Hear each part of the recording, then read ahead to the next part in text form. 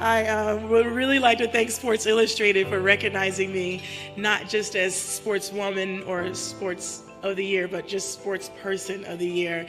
And of course, for me, none of this would not be possible without Jehovah God giving me the strength to do what I do every day, and for waking me up every day. And again, just thank you, Mom, Isha, Lynn, everyone who's not here, because none of this would exist without you. And I know I don't say thank you enough, but thank you for being my sisters. Thank you for being my mom, even though you look like my sister. And sometimes I get angry when they say, "Is that your sister?" But that means hopefully I'll look good when I'm a little older, when I'm 40, like you. See, I didn't mention any age. You see that? If I did, I went younger, you know. I truly love you more than words can ever be able to ever express. Also, this is a team. I would like to take a special moment to thank Jill for always being there, never giving up on me. Being with me through thick and thin, no matter how many times I forget to thank you on Stadium Court, and I thank everybody but Jill, you know, who does everything for me. Oops, I'm a little clumsy. So thank you, Jill, for absolutely everything you've always done for me. I'm so grateful. And everyone here tonight that is always behind me, Grant, Nana, for those moments I called you in tears every night. Grant, even though we have our fights, I just want to thank you for all the patience and perseverance, and I thank you from the depths of my soul. When I first learned that I would be sports person, yes, sports person of the year, I could not believe it. It had been over 30 years since the last time an SI had recognized a woman for being sports person of the year. I think that was Mary Decker, to be exact. So for all the ladies out there, yes, we can do it. When I first started playing tennis, women weren't really encouraged to play sports, let alone excel in sports. So my hope by winning this award can inspire many, many, many more women in less than 30 years, of course, to stand right here on this podium and accept another sports person of the year. So yes, ladies, it can be done. In 1984 in Compton is where I began my journey of becoming a tennis player on beaten down courts with my family by my side. My first goal, as Zena said, was to win the US Open.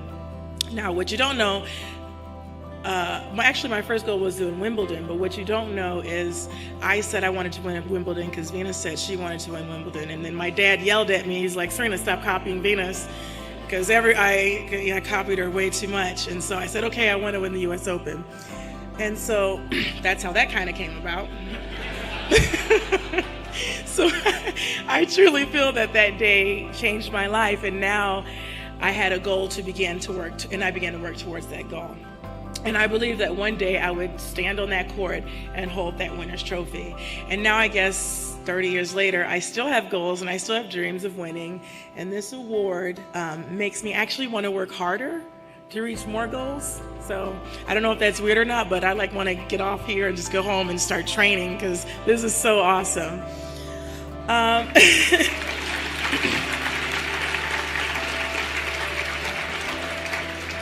I have to tell each and every one of you that it doesn't matter how old you are, how young you are, your age, you can achieve anything that you set your mind to. And I always say, if I can do it, anyone can do it. And the reason that I always say that is because I didn't grow up with things being handed to me. I had to work hard, I had to dedicate myself, and I had to be determined, and I was. Even outside of sport, it could be education, it could be business, it could be anything. It requires discipline and hard work and determination, and most importantly, it requires self-belief, because like me, some people might not believe in you, but you have to believe in you. And sometimes you're going to be your own cheerleader, and you have to be your biggest and your best cheerleader. So to all you young athletes, take that to heart and never stop believing in yourself, and really always support who you are. The ride for me was not and has not been easy, and maybe your ride won't be easy either, but I'm not standing here because I just kind of cruised on. But I've had my shares of ups and downs. I've had many struggles. I've had blood clots in both my lungs. at the same time, and I lived through tragedies and controversies, but I've had people look down on me. I've had people put me down because I didn't look like them. I look stronger. I've had people look past me because of the color of my skin. I've had people overlook me because I was a woman. I had critics say I will never win another Grand Slam when I was only at number 7, and now here I stand today with 21 Grand Slam titles, and I'm still going. You may write me down in history with your bitter, twisted lies. You may trod me with the very dirt, but still, like dust, I rise. Just like moon and suns with the certainty of tides, just like hopes and springing high, still I rise. Did you want to see me broken? Bowed head and lowered eyes, shoulders falling like teardrops weakened by my soulful cries. Out of the huts of history's shame, I rise. From a past that's rooted in pain, I rise. I'm a black ocean leaping wide, welling and swelling, I bear in the tide. Leaving behind nights of terror and fear, I rise. Into the daybreak that's wonderfully clear, I rise. Bringing the gifts that my ancestors gave, I rise.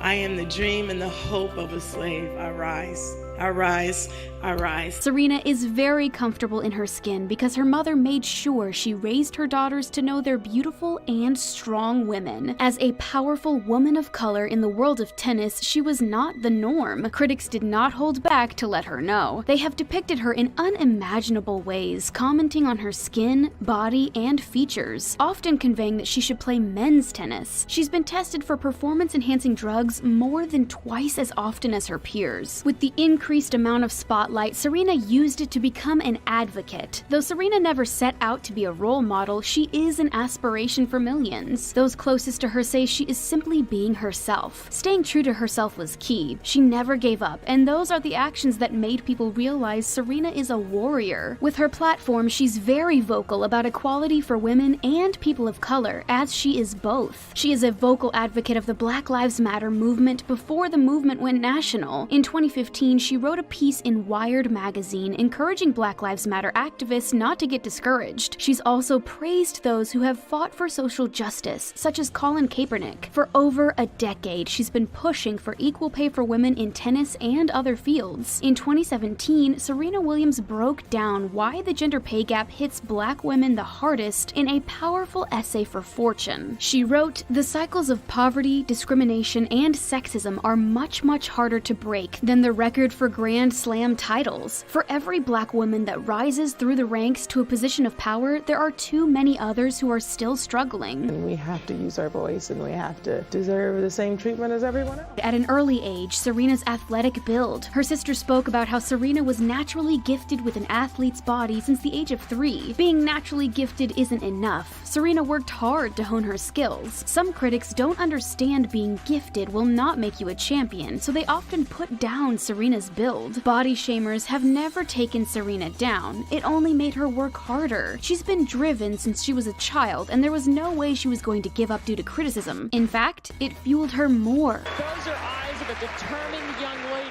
On October 28, 1995, at the age of 14, Serena made her pro debut in the qualifying draw at the Bell Challenge in Quebec, where she lost in less than an hour. Initially, her parents didn't want her to go pro until she was 16. Serena was determined to test out her skills against others. Unfortunately, Serena lost many matches. Tennis legend Nick Bollettieri recalled, "From the years I traveled with the Williams family and they came to my camps, the story I most remember is Serena sitting in the shade in my stadium court, head down, so upset. She said, 'Nick, I'm tired of coming in second place.'" With a stronger fire, Serena started winning. At age 16, Serena and partner Max Mirny won the mixed doubles title at Wimbledon, and again 2 months later at the US Open. Serena also won her first professional title in doubles in Oklahoma City with Venus. Serena and Venus won 2 more doubles titles together during the year. Williams finished the year ranked number 20 in singles from last year's 99th place. Ever since she was young, Serena had great confidence in herself. She often said she could easily beat male tennis players. She tried doing so in 1998 at age 16. Though she lost, she showed great spirits, challenging the norm. On September 11, 1999, at only 17, Serena won her first Grand Slam title at the US Open. The number 7 seed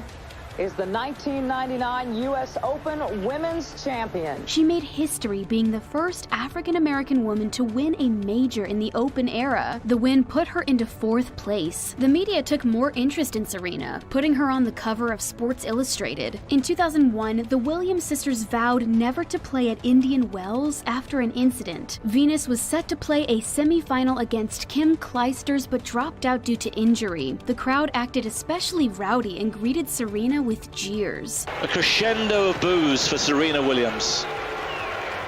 As much as the sisters who can play tennis at such a high caliber were a sensation in the tennis world, they were also a rarity. Thus, many suspected their father of match fixing. No matter what comes her way, she will never give up. Serena Williams' legacy is still being written.